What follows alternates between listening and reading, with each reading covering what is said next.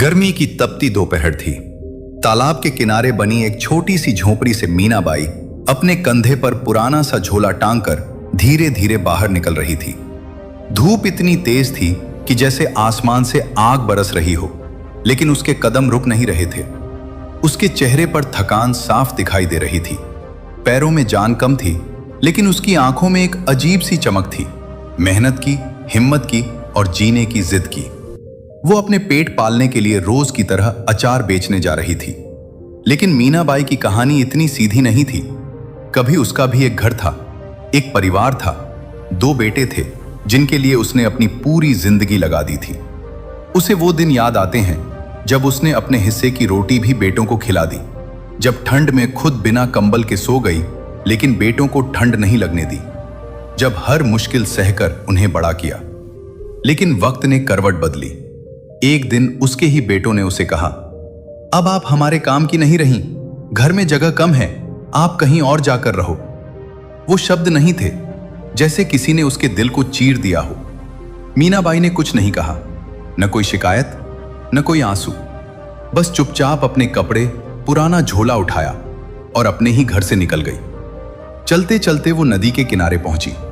वहां सन्नाटा था, हवा भी जैसे धीमी चल रही थी। उसने वहीं किनारे एक छोटी सी झोपड़ी बना ली, टूटी टीन, लकड़ी और पुराने कपड़ों से। अब वही उसका घर था। शुरुआत बहुत कठिन थी। कई दिन भूखे पेट सोना पड़ता, बारिश में झोपड़ी टपकती, गर्मी में अंदर बैठना मुश्किल हो जाता। लेकिन मीनाबाई टूटी नहीं।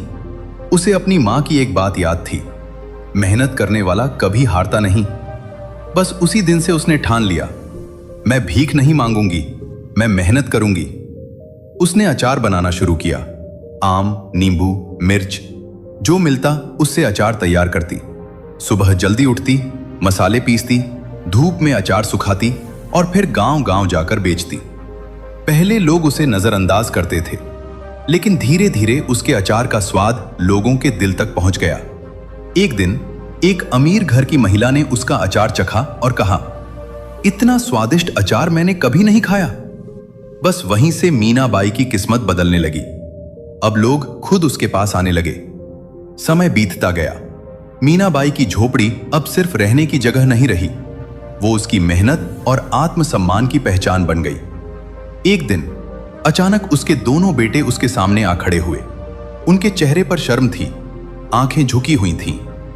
मां, हमें माफ कर दो, हमसे बहुत बड़ी गलती हो गई, आप घर वापस चलो। मीनाबाई कुछ पल चुप रही। उसकी आंखों में आंसू थे, लेकिन इस बार वो कमजोरी के नहीं, ताकत के आंसू थे। उसने धीरे से कहा, जिस दिन तुमने मुझे घर से निकाला था उस दिन मैं अकेली थी, लेकिन आज मैं खुद अपने दम पर खड़ी हूं।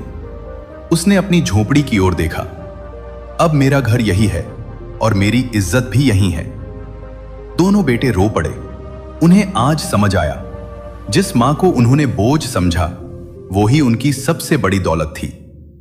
शाम का समय था, सूरज ढल रहा था, नदी का पानी सुनहरा हो गया था। मीनाबाई अपनी झोपड़ी के बाहर बैठी थी, हाथ में अचार का मटका और चेहरे पर सुकून। अब वो अकेली जरूर थी, लेकिन टूटी हुई नहीं, बल्कि पहले से कहीं ज्यादा मजबूत। और यही इस कहानी की सच्चाई है। जिंदगी चाहे जितनी भी मुश्किल क्यों ना हो, अगर इंसान मेहनत और आत्मसम्मान से जीता है तो वो कभी हारता नहीं। मीनाबाई हार कर नहीं, खुद को बनाकर जीती थी।